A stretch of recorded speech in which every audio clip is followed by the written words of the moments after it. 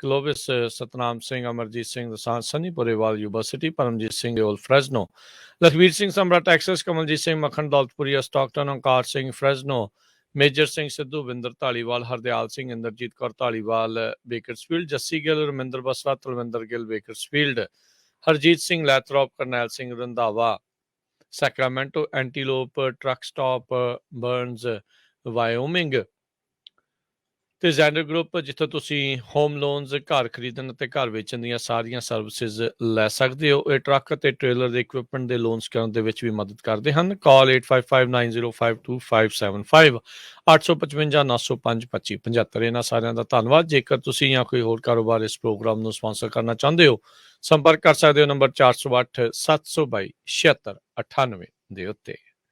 ਸੋ ਆਪਾਂ ਰਾਜਕਵੀਰ ਸਿੰਘ ਜੀ ਕੱਲ ਵੀ ਡਿਸਕਸ ਕਰਦੇ ਸੀ ਆਪਾਂ ਰਮਨ ਜੀ ਭਈ ਜਦੋਂ ਯੂਨਿਟੀ ਹੁੰਦੀ ਹੈ ਨਾ ਆਪਣੇ ਟਰੱਕਰਸ ਦੇ ਵਿੱਚ ਤੇ ਬਹੁਤ ਕੁਝ ਤੁਸੀਂ ਅਚੀਵ ਕਰ ਸਕਦੇ ਆ। ਟੋਰਾਂਟੋ ਦੇ ਵਿੱਚ 5 ਹਫ਼ਤੇ ਲਗਾਤਾਰ ਡੰਪ ਟਰੱਕ ਓਨਰਸ ਜਿਹੜੇ ODTA ਆ ਉਹਨਾਂ ਦੀ ਹੜਤਾਲ ਹੋਈ ਤੇ ਉਹ ਤੋਂ ਬਾਅਦ ਉਹ ਐਗਰੀ ਕੀਤੇ ਤੇ ਹੁਣ ਫਿਰ ਉਹਨਾਂ ਨੇ ਉੱਥੇ ਗੁਰਦੁਆਰਾ ਸਾਹਿਬ ਜਿਹੜਾ ਡਿਕਸੀ ਆ ਉੱਥੇ ਅਖੰਡ ਪਾਠ ਸਾਹਿਬ ਕਰਾਉਣ ਤੋਂ ਬਾਅਦ ਕੰਮ ਦੁਬਾਰਾ ਕੀ ਸ਼ੁਰੂ ਕੀਤਾ। ਸੋ 5 ਹਫ਼ਤੇ ਲਗਾਤਾਰ ਡੰਪ ਟਰੱਕਰਸ ਜਿਹੜੇ ਸੀਗੇ ਟੋਰਾਂਟੋ 'ਚ ਉਹਨਾਂ ਨੇ ਜਿਹੜੀ ਆ ਓਨਟਾਰੀਓ ਸਟੇਟ ਦੇ ਵਿੱਚ ਹੜਤਾਲ ਰੱਖੀ ਤੇ ਮੁੜ ਕੇ ਉਹ ਐਗਰੀ ਵੀ ਹੋਏ ਹੈਗੇ ਆ ਕੰਪਨੀਆਂ ਵੀ ਹਾਂ ਤੁਹਾਡੇ ਇੰਨੇ ਪੈਸੇ ਵਧਾ ਦਿੰਦੇ ਆ। ਜੀ ਬਿਲਕੁਲ ਆਪਣਾ ਖਾਲਸਾ ਜੀ ਇਹ ਚੀਜ਼ ਬਿਲਕੁਲ ਸਹੀ ਹੈਗੀ ਆ। ਇੱਕ ਇਹਦੇ ਵਿੱਚ ਹਮੇਸ਼ਾ ਬਰਕਤ ਹੁੰਦੀ ਆ ਤੇ ਇਕੱਠੇ ਹੈਗੇ ਆ ਤਾਂ ਸਾਰਾ ਕੁਝ ਆ ਤੇ ਜੇ ਅਲੱਗ ਅਲੱਗ ਆਪਾਂ ਕਰ ਰਹੇ ਆ ਤੇ ਉਹਦੇ ਵਿੱਚ ਸਿੰਪਲੀ ਆਪਾਂ ਨੂੰ ਮਤਲਬ ਕਿ ਨਹੀਂ ਜਿਹੜਾ ਮੌਕਾ ਮਿਲਦਾ ਜਾਂ ਨਹੀਂ ਜਿੱਤ ਮਿਲਦੀ। ਸੋ ਅਸੀਂ ਤਾਂ ਸ਼ੁਰੂ ਤੋਂ ਇਹ ਗੱਲ ਕਰਦੇ ਹੈਗੇ ਕਿ ਜਿਹੜਾ ਇਕੱਠੇ ਹੋਣਾ ਆ ਇੱਕ ਫਲੈਗ ਥੱਲੇ ਇਕੱਠੇ ਹੋਣ ਦੀ ਲੋੜ ਆ। ਅਸੀਂ ਸਿਰਫ ਤੇ ਸਿਰਫ ਉਦੋਂ ਹੀ ਸਾਨੂੰ ਕਿਉਂ ਮਤਲਬ ਕਿ ਇਕੱਠੇ ਹੋਣ ਦੀ ਚਿੰਤਾ ਸਤਾਉਣ ਲੱਗ ਜਾਂਦੀ ਜਦੋਂ ਅਸੀਂ ਨੈਗੇਟਿਵ ਜਾਂ ਥੱਲੇ ਵਾਲੇ ਪਾਸੇ ਜਾਂਦੇ ਹਾਂ। ਅਸੀਂ ਹਰ ਟਾਈਮ ਉਸ ਬਾਰੇ ਸੋਚੀਏ, ਹਰ ਟਾਈਮ ਉਸ ਬਾਰੇ ਗੱਲ ਕਰਨੀ ਚਾਹੀਦੀ ਆ ਔਰ ਹੋਣਾ ਚਾਹੀਦਾ, ਇਕੱਠੇ ਹੋਣਾ ਚਾਹੀਦਾ। ਇਹਦੇ ਵਿੱਚ ਕੋਈ ਦੋ ਰਾਏ ਨਹੀਂ ਜੀ। ਤੇ ਆਪਾਂ ਅਗਲੀ ਖਬਰ ਕਰੀਏ ਮੇਨ ਖਾਸ ਕਰਕੇ ਫਰੇਟ ਦੇ ਜਿਹੜੀ ਆ ਡਿਮਾਂਡ ਉਹਨੂੰ ਲੈ ਕੇ। ਕੱਲ ਬੈਂਕ ਆਫ ਅਮਰੀਕਾ ਨੇ ਕਿਹਾ ਆ ਵੀ ਬਹੁਤ ਬੁਰੀ ਸਿਚੁਏਸ਼ਨ ਆ ਇਸ ਵੇਲੇ ਫਰੇਟਸ ਦੀ। ਉਹਨਾਂ ਨੂੰ ਲੈ ਕੇ ਫਰੇਟ ਰਿਸੈਸ਼ਨ ਲੈਵਲ ਕਹਿੰਦੇ ਆਲਮੋਸਟ ਸ਼ੁਰੂ ਆ। ਪਿਛਲੇ ਸਾਲ ਨਾਲੋਂ 23% ਘੱਟ ਜਿਹੜੀ ਡਿਮਾਂਡ ਇਸ ਟਾਈਮ ਹੈਗੀ ਆ ਤੇ ਟਰੱਕ ਲੋਡ ਡਿਮਾਂਡ ਇੰਡੀਕੇਟਰ 58 ਤੇ ਹੋ ਗਿਆ, ਕਹਿੰਦੇ ਲੋਐਸਟ ਆ ਜੂਨ 2020 ਤੋਂ ਬਾਅਦ। ਜੀ ਬਿਲਕੁਲ ਇਹ ਜਿਹੜੀ ਸਿਚੁਏਸ਼ਨ ਹੈਗੀ ਆ ਇਹ ਆਪਾਂ ਬੜੀ ਦੇਰ ਪਿਛਲੇ ਆਲਮੋਸਟ 10-12 ਮਹੀਨੇ ਤੋਂ ਆਪਾਂ ਇਹ ਰੌਲਾ ਪਾਉਂਦੇ ਆ ਰਹੇ ਸੀ, ਗੱਲ ਕਰਦੇ ਆ ਰਹੇ ਸੀਗੇ ਕਿ ਜਿਸ ਤਰ੍ਹਾਂ ਟਰੱਕਿੰਗ ਇੰਡਸਟਰੀ ਚੱਲ ਰਹੀ ਹੈਗੀ ਆ ਇਹ ਅਨਯੂਜੂਅਲ ਹੈਗਾ। ਸੋ ਇਹਨੇ ਨੋਜ਼ ਡਾਈਵ ਹੋਣੀ ਹੈਗੀ ਆ ਕਿਉਂਕਿ ਜਿੱਦਾਂ ਦੇ ਰੇਟ ਚੱਲ ਰਹੇ ਸੀ, ਜਿੱਦਾਂ ਇੱਕ ਕੰਸਿਸਟੈਂਸੀ ਚੱਲ ਰਹੀ ਸੀਗੀ, ਇਹ ਕੰਸਿਸਟੈਂਸੀ ਜਿਹੜੀ ਆ ਇਹ ਇਕਸਾਰਤਾ ਜਿਹੜੀ ਆ ਇਹ ਟਰੱਕਿੰਗ ਇੰਡਸਟਰੀ 'ਚ ਦੇਖੀ ਨਹੀਂ ਪਿਛਲੇ 25-26 ਸਾਲ ਤਾਂ ਮੈਨੂੰ ਹੋ ਗਿਆ। ਸੋ ਇਹ ਚੀਜ਼ ਜਿਹੜੀ ਸੀਗੀ ਇਹ ਲਾਈਕਲੀ ਟੂ ਹੈਪਨ ਸੀਗੀ ਕਿਉਂਕਿ ਇੰਨੀ ਜ਼ਿਆਦਾ ਜਿਹੜੀ ਤੇਜ਼ੀ ਆ ਉਹ ਇੱਕਦਮ ਆਉਣੀ। ਹੁਣ ਜਦੋਂ ਪਬਲਿਕ ਬਾਹਰ ਨਿਕਲ ਆਈ, ਜਦੋਂ ਪਬਲਿਕ ਘਰ ਬੈਠੀ ਸੀਗੀ ਉਦੋਂ ਉਹਨਾਂ ਨੂੰ ਮਟੀਰੀਅਲਿਸਟਿਕ ਚੀਜ਼ਾਂ ਆਰਡਰ ਕਰਨ ਦਾ ਸੀਗਾ। ਕਿਸੇ ਨੇ TV ਆਰਡਰ ਕਰ ਲਿਆ, ਫਰਨੀਚਰ ਆਰਡਰ ਕਰ ਲਿਆ, ਕਈ ਚੀਜ਼ਾਂ ਆਰਡਰ ਕਰ ਲਈਆਂ, ਘਰੇ ਸੀਗੇ ਬੈਠੇ ਸੀ ਦੇਖਦੇ ਸੀ। ਸੋ ਹੁਣ ਜਦੋਂ ਬਾਹਰ ਨਿਕਲੇ ਆ ਤਾਂ they are spending money on different things and ਉਹ ਜਿਹੜੀ ਦੂਜੀ ਆਰਡਰ ਕਰਨ ਦੀ ਜਿਹੜੀ ਜੋਸ਼ ਸੀਗਾ ਉਹ ਠੰਡਾ ਪੈ ਗਿਆ। ਸੋ ਇਸ ਕਰਕੇ ਜਿਹੜਾ ਇਹ ਹੈਗਾ ਸਿਚੁਏਸ਼ਨ ਔਰ ਇਹਦੇ ਨਾਲ ਨਾਲ ਹੀ ਜਿਹੜੀ ਵੱਡੀ ਇਸ਼ੂ ਹੈਗੀ ਆ ਉਹ ਹੈਗੀ ਕਿ ਡੀਜ਼ਲ ਦੀਆਂ ਪ੍ਰਾਈਸਿਸ ਜਿਹੜੀਆਂ ਉਹ ਅਜੇ ਵੀ ਮਤਲਬ ਥੱਲੇ ਨਹੀਂ ਆ ਰਹੀਆਂ ਹੈਗੀਆਂ। ਸੋ ਡੀਜ਼ਲ ਅਜੇ ਵੀ ਜਿਹੜਾ ਆ ਬਹੁਤ ਕ੍ਰੇਜ਼ੀ ਪ੍ਰਾਈਸਿਸ ਹੈਗੀ ਆ, ਗੈਸੋਲੀਨ ਨਾਲੋਂ ਜ਼ਿਆਦਾ ਮਤਲਬ ਕਿ ਪ੍ਰਾਈਸਿਸ ਉਹਦੀਆਂ ਵਧੀਆ ਹੈਗੀਆਂ। ਸੋ ਇਹ ਵੀ ਇੱਕ ਬੜੀ ਵੱਡੀ ਸਿਚੁਏਸ਼ਨ ਹੈਗੀ ਹੈ ਕਿਉਂਕਿ ਲਾਸਟ ਈਅਰ ਜਦੋਂ ਪ੍ਰਾਈਸਿਸ ਰੇਟਸ ਫਰੇਟ ਰੇਟਸ ਬਹੁਤ ਜ਼ਿਆਦਾ ਵਧੀਆ ਸੀਗੇ ਤੇ ਡੀਜ਼ਲ ਪ੍ਰਾਈਸਿਸ ਕੋਈ $3.5-4 ਦੇ ਲਾਗੇ ਸੀਗੇ। ਹੁਣ ਇਸ ਵੇਲੇ $5.5-6 ਦੇ ਲਾਗੇ ਜਿਹੜੀ ਡੀਜ਼ਲ ਪ੍ਰਾਈਸਿਸ ਆ। ਸੋ ਆਲਮੋਸਟ $2 ਦਾ ਫਰਕ ਪੈ ਗਿਆ। ਜੇ ਅੱਜ ਦੀ ਤਰੀਕ ਦੇ ਵਿੱਚ ਦੇਖਿਆ ਜਾਵੇ ਕਿ ਜਿਹੜੀ ਸਪੀਡ ਦਾ ਟਰੱਕ ਚੱਲਦੇ ਆ ਉਸ ਸਪੀਡ ਦੇ ਨਾਲ $1 ਪਰ ਮੀਲ ਦਾ ਡੀਜ਼ਲ ਦਾ ਖਰਚਾ ਹੈਗਾ।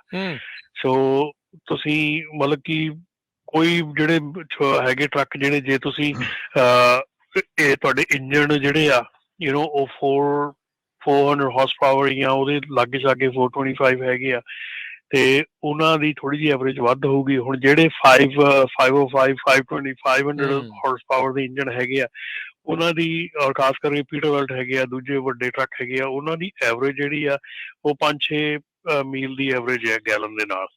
ਸੋ ਜੇ $6 ਦਾ ਗੈਲਨ ਹੈਗਾ ਤੇ 5 ਮੀਲ ਦੀ ਐਵਰੇਜ, 6 ਮੀਲ ਦੀ ਐਵਰੇਜ, ਉਹ $1 ਮੀਲ ਦਾ ਉਹਦਾ ਖਰਚਾ ਆਇਆ ਥੋੜੇ ਚਲਾਉਣ ਦਾ। ਸੋ ਇਹ ਚੀਜ਼ਾਂ ਜਿਹੜੀਆਂ ਹੁਣ ਬਹੁਤ ਜ਼ਿਆਦਾ ਇਫੈਕਟ ਕਰ ਰਹੀਆਂ ਹੈਗੀਆਂ।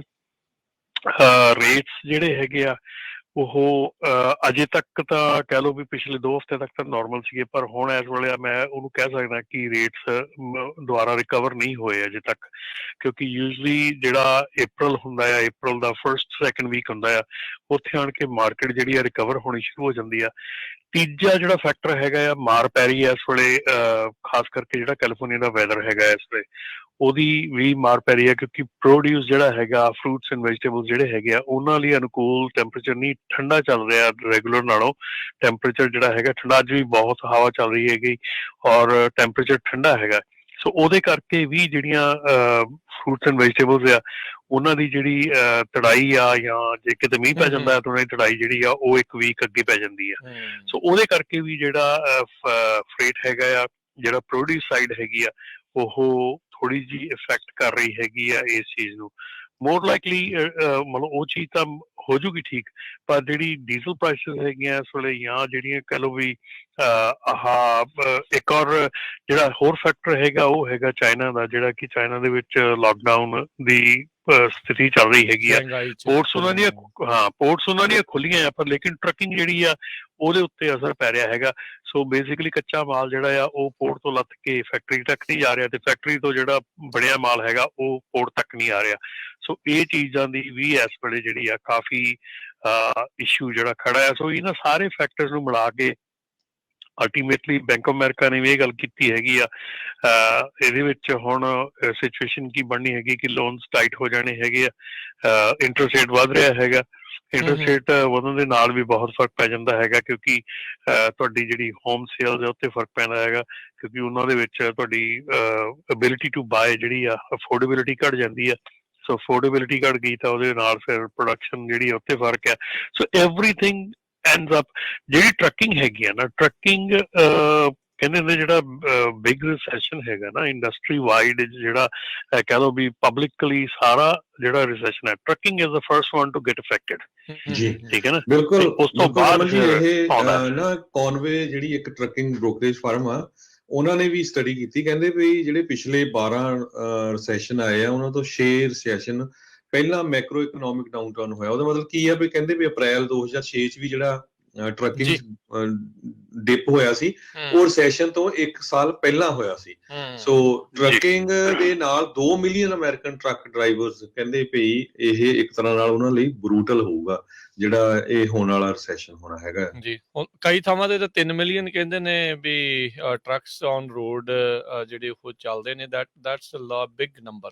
ਤੇ ਰੀੜ ਦੀ ਹੱਡੀ ਜਿਹੜੀ ਉਹ ਆਖੀ ਜਾਂਦੀ ਆ। ਤੇ ਜੋ ਸਥਿਤੀ ਇਸ ਟਾਈਮ ਬਣ ਰਹੀ ਆ, ਜੇ ਡਾਊਨਟਰਨ ਆ ਰਿਹਾ ਆ, ਦੇਖੋ ਜਿਨ੍ਹਾਂ ਦੇ ਤਾਂ ਕੰਟਰੈਕਟਡ ਲੋਡ ਆ ਉਹਨਾਂ ਦਾ ਤਾਂ ਚੱਲੀ ਜਾਣਾ, ਉਹਨਾਂ ਦਾ ਤਾਂ ਚੱਲ ਰਿਹਾ ਆ। ਸਭ ਤੋਂ ਵੱਡੀ ਜਿਹੜੀ ਪ੍ਰੋਬਲਮ ਇਸ ਦੇ ਵਿੱਚ ਓਨਰ ਓਪਰੇਟਰ ਜਿਹੜਾ ਇਕੱਲੇ ਆਪਣੇ ਪੱਧਰ ਦੇ ਉੱਤੇ ਜਿਹੜੇ ਉਹ ਚੱਲਦੇ ਨੇ, ਹਰ ਵਾਰੀ ਲੋਡ ਲੱਭ ਕੇ ਜਿਹੜੇ ਉਹ ਚੱਲਦੇ ਆ, ਉਹਨਾਂ ਦੇ ਲਈ ਵਾਕਿਆ ਹੀ ਜਿਹੜਾ ਬਲੱਡ ਬਾਥ ਦੀ ਸਥਿਤੀ ਆ ਉਹ ਬਣੀ ਪਈ ਆ। ਉਤੋਂ ਰਮਨ ਜੀ ਆਪਾਂ ਦੇਖਿਆ ਵੀ ਮਹਿੰਗੇ equipment very high interest rates ਦੇ ਉੱਤੇ ਉਹਨਾਂ ਨੇ ਖਰੀਦੇ ਆ, ਤੇ ਹੁਣ ਉਸ ਨੂੰ ਕਵਰ ਕਰਨ ਦੇ ਲਈ ਲੋਡ ਜੇ ਉਹ ਨਹੀਂ ਹੋਣਗੇ, ਇਹ ਪ੍ਰਾਈਸਿਸ ਆਲਰੇਡੀ ਆਪਾਂ ਨੂੰ ਪਤਾ ਵੀ ਸੀਜ਼ਨਲ ਐਵਰੇਜ ਉਸ ਦੇ ਇਰਦ ਗਿਰਦ ਜਿਹੜੀਆਂ ਉਹ ਚੱਲ ਰਹੀਆਂ ਆ, ਹਾਈ ਨਹੀਂ ਰਹੀਆਂ। ਸੋ ਇਹ ਸਥਿਤੀ ਜਿਹੜੀ ਆ ਉਹ ਬਹੁਤ ਵੱਡੇ ਇਕਨੋਮਿਕ ਡਾਊਨਟਰਨ ਵੱਲ ਨੂੰ ਸੰਕੇਤ ਜਿਹੜੀ ਉਹ ਕਰ ਰਹੀ ਆ ਟਰੱਕਿੰਗ ਦੇ ਵਿੱਚ ਵੀ, ਤੇ ਇਸ ਦਾ ਅਸਰ ਓਬਵੀਅਸਲੀ ਆਪਾਂ ਨੂੰ ਸਾਰੇ ਪਾਸੇ ਵੀ ਜਿਹੜਾ ਉਸਦੇ ਨਾਲ ਮਿਲੂਗਾ। ਤੇ ਸਰੋਤਿਆਂ ਦੀਆਂ ਕਾਲਸ ਵੀ ਆਪਾਂ ਜਿਹੜੀਆਂ ਲਵਾਂਗੇ। ਕਾਲ ਕਰਨ ਦੇ ਲਈ ਸਰੋਤਿਆਂ ਨੰਬਰ ਰਹੇਗਾ 408 272 5200।